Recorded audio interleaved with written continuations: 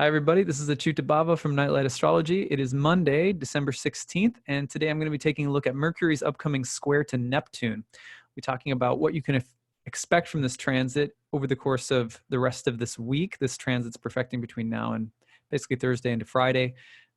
This is Mercury currently in the sign of its exile in Sagittarius, square to Neptune in the sign of Pisces. So that's what we're going to take a look at. I want to start by reminding you all that I am in the home stretch of my annual fundraising campaign. It goes until the new year. So there's about 15 days left or so. And right now we're closing in on our target goal for the year, which is to raise the support of 420 backers. It's one more than last year, which was 419. We're at 386 backers with 15 days left to go. So first of all, I want to thank you all for your support, for everyone who likes, shares, subscribes. It really helps. And, I was able just today to offer someone a scholarship to one of my programs. And I'm able to do that kind of thing year round for actually probably about 150 students a year that come through my classes are on some form of need-based tuition. And I'm able to do this because when I fundraise at the end of the year, it takes the pressure off from me of having to produce so much from other things. So because of that, I try to give back, and always, since I've been doing astrology for about 10 years now, have had some form of need-based tuition, scholarships, etc., available for people. So thank you all for supporting my work. If you haven't donated already, see the link in the description of this video or in the comments section. You can pick up a reading. You can pick up a gift reading. These are little reward readings that I do for people in exchange for your donation. You can pick up 50% off from all of my 2020 online certification programs. I have a first-year course in Hellenistic astrology, a second-year advanced course, and a horary course. All three of those are one-year programs. They're awesome ways to study and learn online. They're live webinars that you attend. Next ones start in June of 2020, and then another program starts in November of 2020. You can also use this tuition in any of my 2021 programs. You can bundle first year, second year, third year, all three of them. They get cheaper as you do. The base level program is 50% off. So that's a really great savings, and it's only around until the end of this year. So check that out if you're interested. Thank you so much for supporting my channel and my work. I really deeply appreciate it. And yeah, let's turn our attention now to Mercury's upcoming square to Neptune. So here's what it looks like. We've got right now Mercury in Sagittarius making a square to Neptune and Pisces. Mercury's at about 11 degrees of Sagittarius right now and heading into a square with Neptune, and this is happening between now and December 20th. That's Friday. If you back this up just a little bit, it would be probably, let me just make sure I get the exact perfecting time here. So I think it's actually going to come into what? Pretty late on Thursday evening. Okay, so I'll just show you so you can see it. Here's Neptune at about 16:05 on Thursday evening, late East Coast time, making the square to Neptune and Sagittarius at 16:04. So it's late Thursday night, but you can always feel the effects of a planet typically within 3 degrees applying and 3 degrees separating for the traditional 7. That's the degree range that was called an application, an engagement, and a separation. You can think about it like the fruit growing ripe on the vine and then falling off.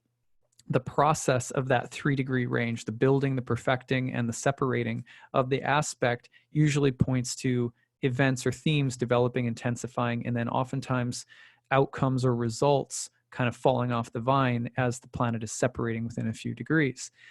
It's a little different when you get outer planets involved with outer planets, but we have Mercury here, the inner planet, making the aspect because it's the faster planet. So you could stretch this out and say the application, really begins because Mercury is so fast moving. Basically between now and Wednesday, you'll start to feel it really kicking in. And then, the effects intensify by Thursday night, and then it's going to pull away fully by Sunday. So you have like a little less than a week total where this transit's coming on and perfecting. Okay, so what does that mean, though? What is Mercury's square to Saturn all about? Well, remember that Mercury, Hermes, is the god of communication and is the god of interpretation, which is also really important. A lot of the times we talk about Mercury in terms of interpretation or communication, but we don't talk about Mercury in terms of interpretation. So Mercury is a planet that you could think of as the one that is helping you to understand the message, as the planet that is referred to as the messenger. It is also the planet that reflects our ability to discern the message behind something or the message within something. Now, astrology itself was said to be founded by the legendary Hermes Trismegistus. And we know that this science is a sacred Hermetic art, which means it's an interpretive art form. It's an art form that we use in order to interpret or decode information in the environment around us. We read the omens and signs of the planets in order to understand what's happening and in order to see what's happening in terms of the will of the gods or divine beauty, justice, order, truth, etc. And this is a moving form of meditation reflection upon our experiences. Hermes is not surprisingly called the guide or escort of the soul. So we have it's a Hermetic art form. Now, I got a question from a viewer, reader, who was saying, could you speak to the daimon? What is a daimon? A spirit, basically, is the Greek word for spirit. And the daimon, the daimonology, you could say, of the ancient Greeks is really sophisticated and complex. There's a really good book you can read by Dorian Greenbaum called, what is it called? The Daimon and Hellenistic Astrology. pretty simple. It's a great book. It's expensive. I don't know. I think there's an online PDF version of it somewhere. But the Daimon and Hellenistic Astrology, the 11th house was traditionally called the good daimon. The 12th house was called the bad daimon. The sun is also related, generally speaking, to the soul image, which is led by a daimon, and the sun is related to what is called daimon or spirit. The entire ancient astrology was broken into basically two concepts, one called spirit, one called fortune. Fortune pertains to the fluctuations of the material energy. Like the gestation of a baby in a womb and the formation of things and the ebb and flow of the tides and all of the fluctuations of the material energy, the wheel of fortune, the wheel of material fluctuation, the Tao that's flowing from yin and yang constantly. So the reference to the word daimon or spirit, a spirit guide, Hermes plays a unique role in that Hermes in many ways embodies the daimon or the spirit of the daimon, because Hermes is the guide of the soul and acts as a kind of spiritual navigator. But Mercury rejoices in the first house traditionally, which was said to be the helm, the steering wheel of the ship of life. Mercury has the position of navigational intelligence, also remember the guide of the soul, and the messenger of the gods.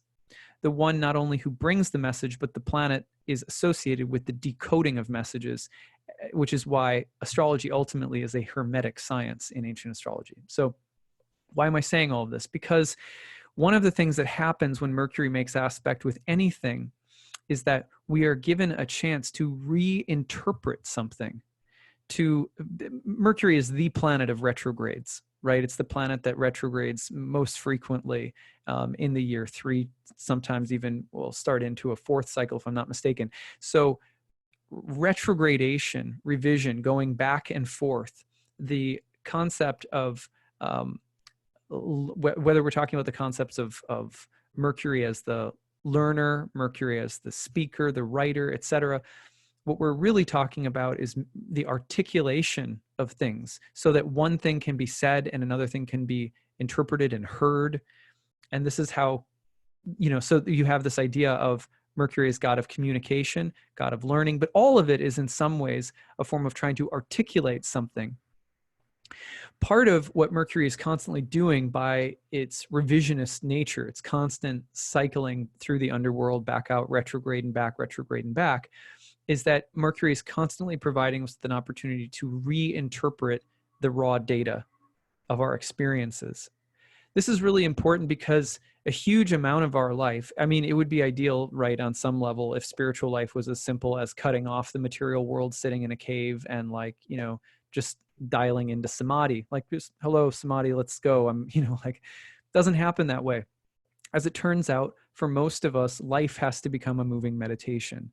We have to learn a way of being prayerful in the flesh of our experiences in our lives. This is why, for example, in the Christian tradition, it's so important that God becomes a suffering human being, because there is a way in which our experiences need to be sanctified. They need to be, the bread must be broken open. There must be some way in which matter becomes spiritualized. So that's why God becomes flesh. God has avatars, etc., in different religious traditions.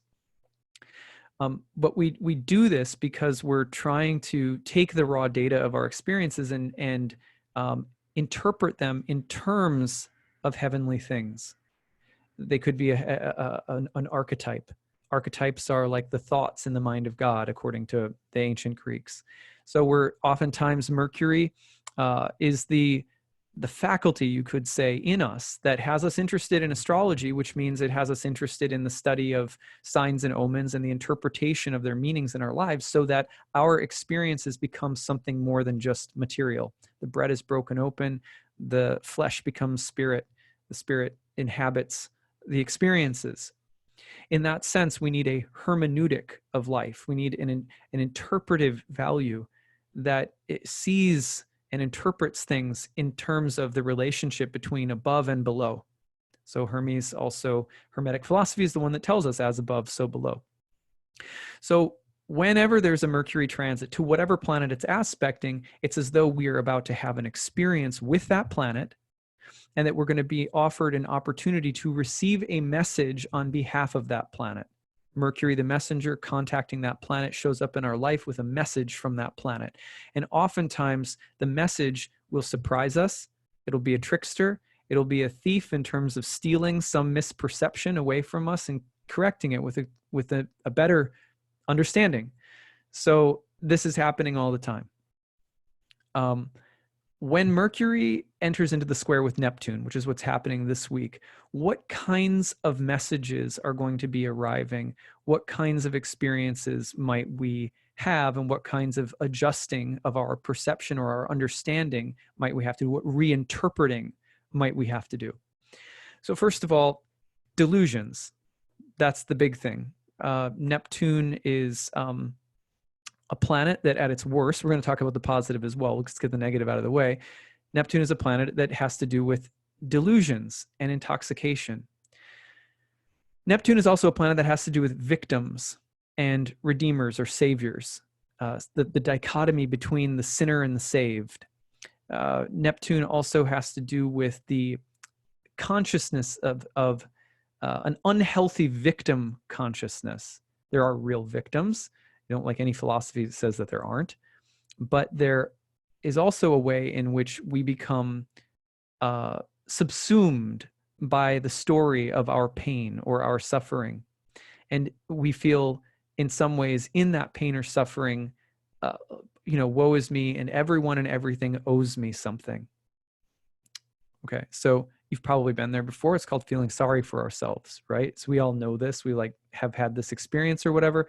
And that's a real possibility with Mercury square to Neptune, that we may be given in the course of the next week opportunities to understand things that we've been going through from a different perspective that snaps us out of some unhealthy state of delusion, intoxication, or unhealthy victimhood, etc. So just clearing the fog of misperception, trying to understand what is real. That's one thing that can happen this week that could be quite positive. But in order for the veil of ignorance and delusion to be peeled away from us, sometimes we need to receive a message that is in some way counter to the program that we're running. And the program that we're running, if it's built on trying to defend ourselves, not having to look at ourselves or look at the plank in our own eye before, looking at the splinter in someone else's, it's going to be hard. If we're not used to doing that, if it's not a practice of ourselves to look inwardly and to self-reflect on what our role has been in the pain that we've created in our lives, if we don't do that as a practice, not flagellating ourselves or harming ourselves, but if we don't have a healthy practice of being self-reflective and accountable for the pain that we are a part of creating in the world and in ourselves. And we go into the cocoon of our own sorrows or misery or our own perceptions and feeling wrong or feeling entitled to things or whatever. It can be a bit of a rude awakening. The messenger can come in ways that strip us and creates disillusionment. So that's one thing to watch for this week. Now, on the other hand, sometimes you're also going to see communication that is messages, communication that are deliberately meant to hide, obfuscate, or twist or manipulate facts in order to deceive or in order to,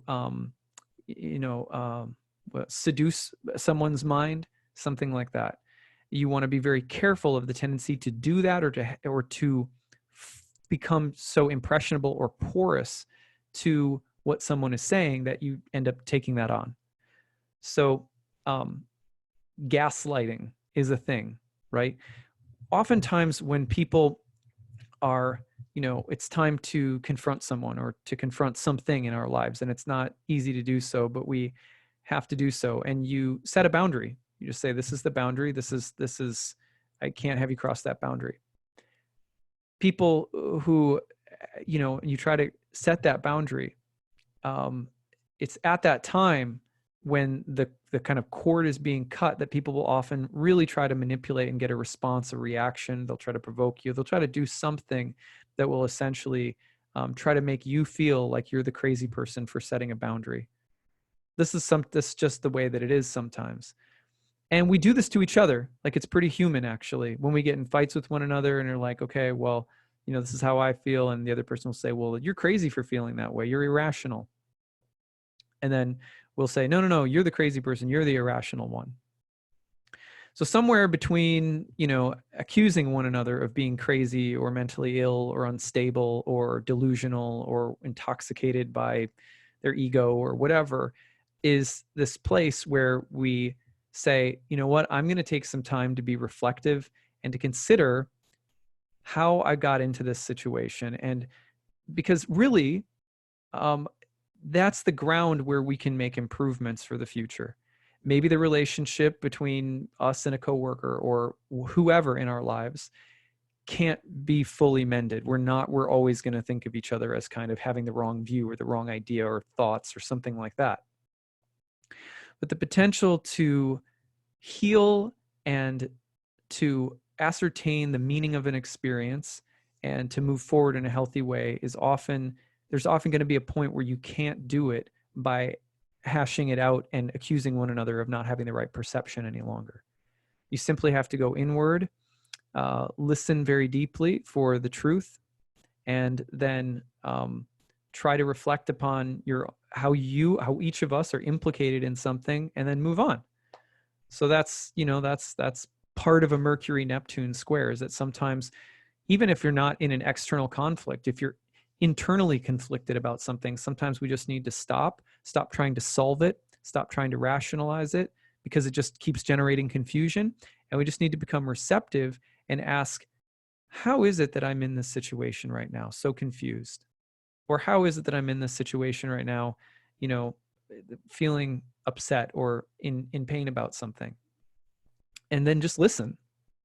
Just set it aside, like as a little transcendental item that you're putting on your altar, and that you're just going to do some prayer and listen and let the object speak.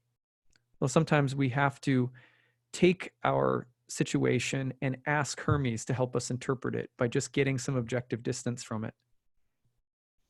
And then sometimes we find, giving it a little time and space, that we come to an objective understanding about what happened, about what we can do to improve or change.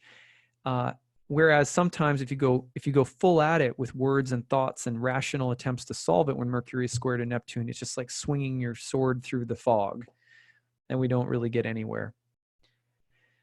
Try to understand or rationalize someone else's behavior, try to psychoanalyze them, pick them apart, try to do the same thing to ourselves. Instead of just saying, there is a problem, I'm going to place this down and move into a state of receptivity so that I can listen. I remember there there is a statue, and I can't remember who did this famous sculpture, but it is the thinker, and he's like this. And sometimes Mercury Neptune is also upon us as it comes as the impetus to sit and really think about something. Sometimes when we really, really think about something and start looking at it and keep pondering it, like we're circumambulating it and chanting as we go, you know. I found this in my own daily mantra meditation practice, for example, that sometimes a problem really just needs us to sit and be with it for a while and just let it exist. And then suddenly, boom, a light bulb goes off. And this transit, you can get sort of transcendental, sudden, miraculous, otherworldly hits of intuition and insight, epiphanies.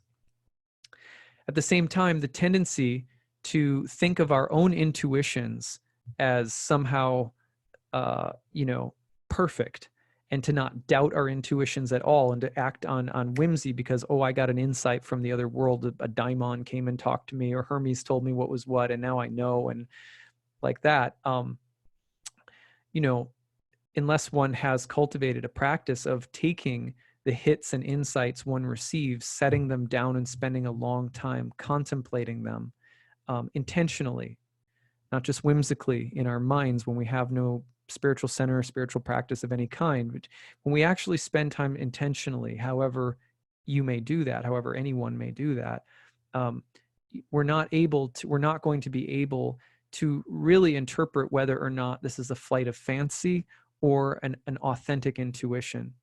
So sometimes people mistake the fact that they have intuitive hits because they're in the early stages of developing our intuition, for example, without any spiritual practice consistently. What often happens is we're so in awe of the fact that something has shown up in our minds that seems to be a message that we instantly think that that means it's true. And obviously, there are many Mercury Neptune charts and that bear this out, right? People have great ideas that are absolutely false. People have intuitive hits that are absolutely delusional and only reinforce their own self-aggrandizement or delusion or whatever. So one of the things that's so helpful about astrology is that astrology is like a tool that you can use that you can hopefully be a little bit more objective with, because there's a system and a language that's bigger than just ourselves. That's not to say that people can't use or don't have really great, amazing intuitive faculties. But astrology is nice because it's something that marries an objective science along with your intuitive faculties, so that you're not just saying, well, I know this is true or I know that's not true, but you're actually using, you have some evidence to back it up in terms of the astrology. Mercury is like that. Mercury is a planet that is, Hermes is the god of divinatory languages, so that you can see a grammar, a syntax, a sentence being spelled out by spirit, and there's a code for reading it, interpreting it, and it's more objective in nature. That's Hermes. But Neptune is also the way in which you're walking through the park and you get that sudden inspiration for the book you want to write, or a sudden intuitive hit that something's wrong with your dog at home, or you know what I mean? And that's true too. So Mercury Neptune is also the question about the need for an objective, and sometimes more rigorous intellectual side of spiritual life, and Neptune, which may be the more intuitive, artistic, felt side of things. So sometimes people don't understand that, in spiritual life, the two are supposed to go together, right? So you can always tell a charlatan because they'll say the astrology is 100% objective and there's nothing intuitive about it. That's a charlatan. If there's someone who says it's all intuition, I don't need anything objective, I just get it all from above. Not always. Sometimes there are people who are very, very gifted. We know this, but often enough, if someone rejects having to learn a more objective way of verifying, checking their intuitions, also a charlatan. But it's pretty normal to do this, obviously, when we're just learning about our intuition and so forth, right? Like, just like if you're a creative writer, you get a lot of hits and you go with them and see where they take you in a stream of consciousness fashion. And some of them are complete dead ends and red herrings, and others are authentic. So similarly, Hermes just very simply represents finding some kind of container in which to explore, practice, and develop one's intuition so that one has some intellectual rigor behind it, and discernment, developing discernment with otherworldly things, dreams, insights, omens, etc. Mercury gives that to us as well. The other thing that's interesting is that, Mercury Neptune is also in many ways poetic, lyrical. It's about singing and songwriting. It's about receiving that kind of transmission of the spoken word poetry or rap battles, like where there's lyrical flow. That can be really amazing as well. So Mercury also can refer to the words of the guru or the words of the saint or the transmission of sacred scripture over thousands of years, where there's something eternal and timeless, Neptune, but it's being transmitted through, scriptures, texts, languages, chants, mantras, songs, liturgy, etc. So hopefully this gives you some things to think about. I've kind of been skating around here in good Mercury Neptune fashion. I only had like 2 bullet points on my list for today's talk, so I'm skating around in good Mercury Neptune fashion. The other thing that I want to say, one last thing that I want to say in general, is that there's also a heavy dose of people encountering things that are otherworldly and it challenging their rational constructs.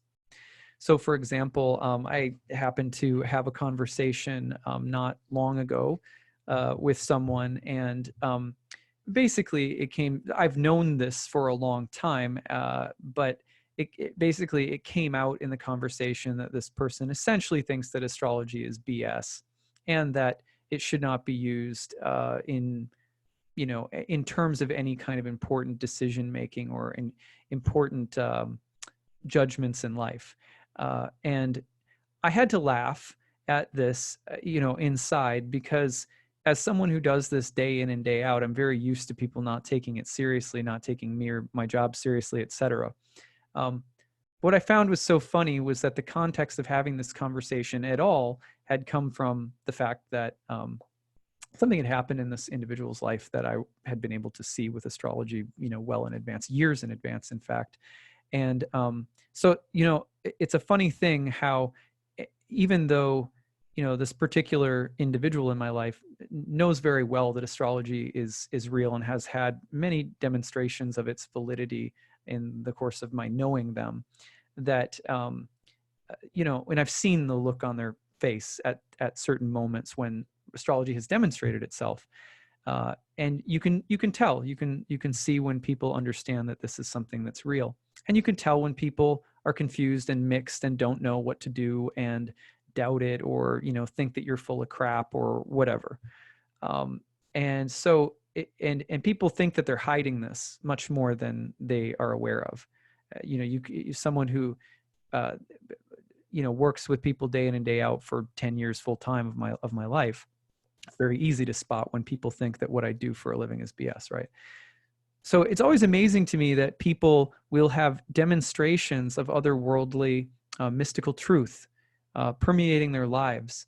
But when it comes to astrology saying anything that may be more difficult to deal with, that there will be, or when it comes to astrology having a bearing on the direction of a situation, or when astrology plays a role in helping one to understand what is going on, what is true within a situation, that those judgments the use of astrology in those situations will be rendered sort of like, oh, well, that's what a stupid thing to do. Aren't you just like a birthday party entertainer? You know what I mean? Like, so there's also this really funny way in which Mercury Neptune will refer to breakthroughs that people can have in their understanding of mystical experiences. The rational mind will be flooded by something that is more otherworldly, or something that it defies, reason or logic. For example, someone having an experience with astrology that overwhelms